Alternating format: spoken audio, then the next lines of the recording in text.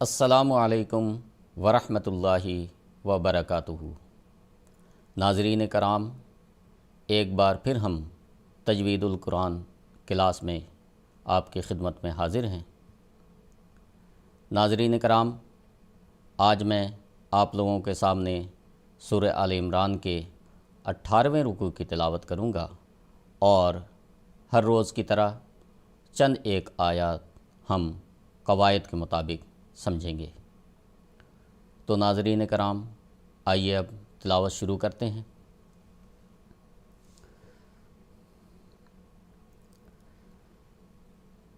اعوذ باللہ من الشیطان الرجیم،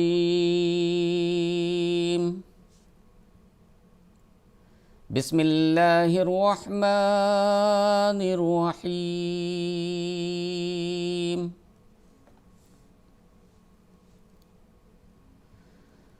الذين استجابوا لله والرسول من بعد ما أصابهم القرح للذين أحسنوا منهم واتقوا أجر عظيم۔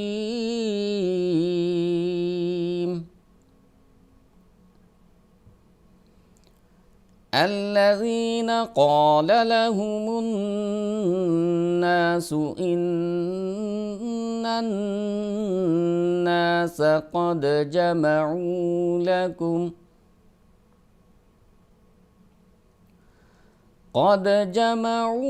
لكم فاخشوهم فزادهم إيمانا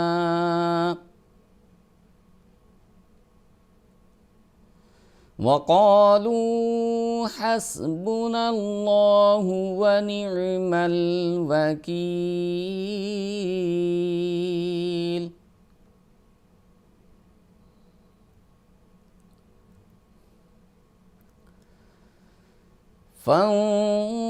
فانقلبوا بنعمة من الله وفضل لم يمسسهم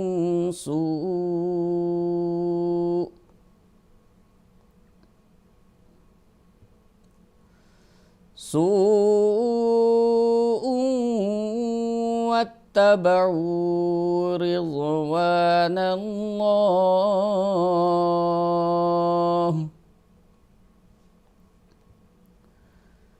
والله ذو فضل عظيم۔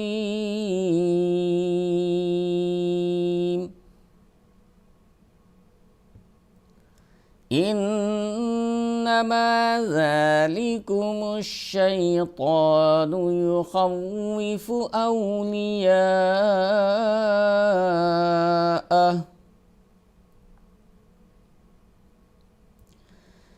فلا تخافوهم وخافون إن كنتم مؤمنين۔ ولا يحزنك الذين يسارعون في الكفر إنهم لن يضروا الله شيئا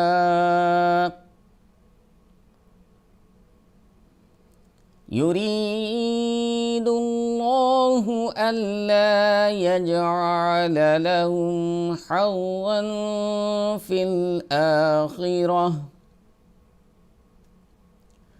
وَلَهُمْ عَذَابٌ عَظِيمٌ۔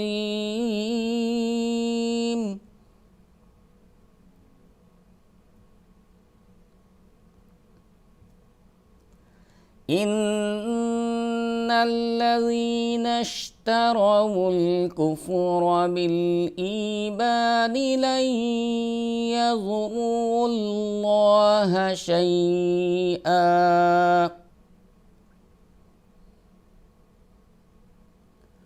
وَلَهُمْ عَذَابٌ أَلِيمٌ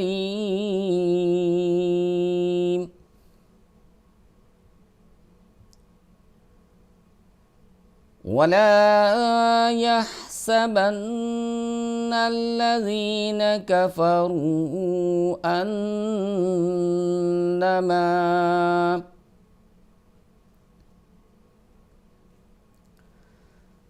أنما نملي لهم خير لأنفسهم إنما نملي لهم ليزدادوا إثما وَلَهُمْ عَذَابٌ مُهِينٌ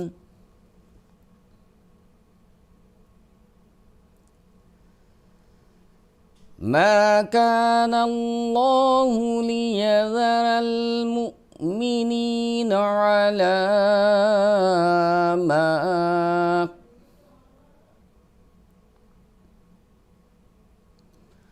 على ما أنتم عليه حتى يميز الخبيث من الطيب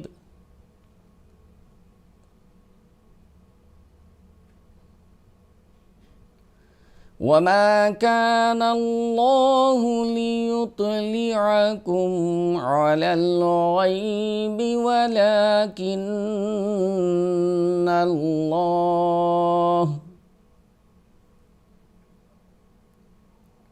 ولكن الله يجتبي من رسله من يشاء فآمنوا بالله ورسله وإن تؤمنوا وتتقوا فلكم أجر عظيم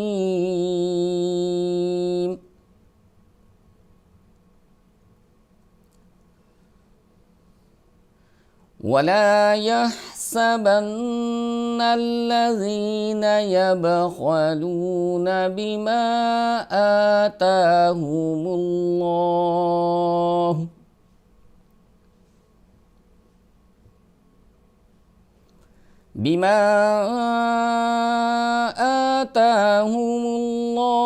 من فضله هو خيرا لهم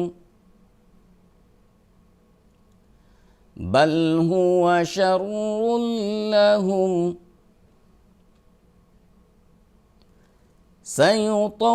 سيطوقون ما بخلوا به يوم القيامة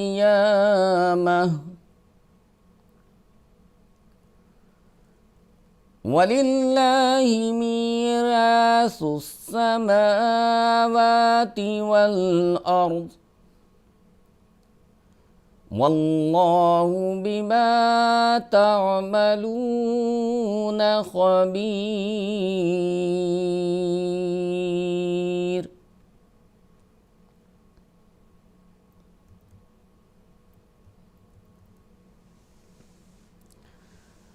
آئیے ناظرین کرام، اب ہم قواعد کے مطابق چند ایک آیات کو سمجھ لیتے ہیں۔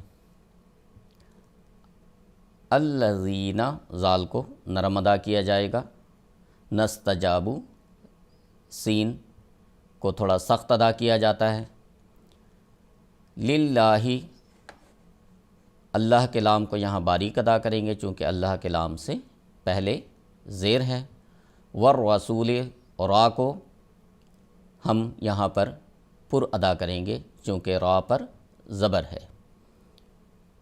آگے چلتے ہیں، سین کو لمبا ادا کیا جائے گا چونکہ حروف مد میں سے واو ہے، اس لیے ہم واو کو لمبا ادا کریں گے، یعنی کہ ہم سین کے ساتھ واو کو لمبا کر کے ادا کریں گے۔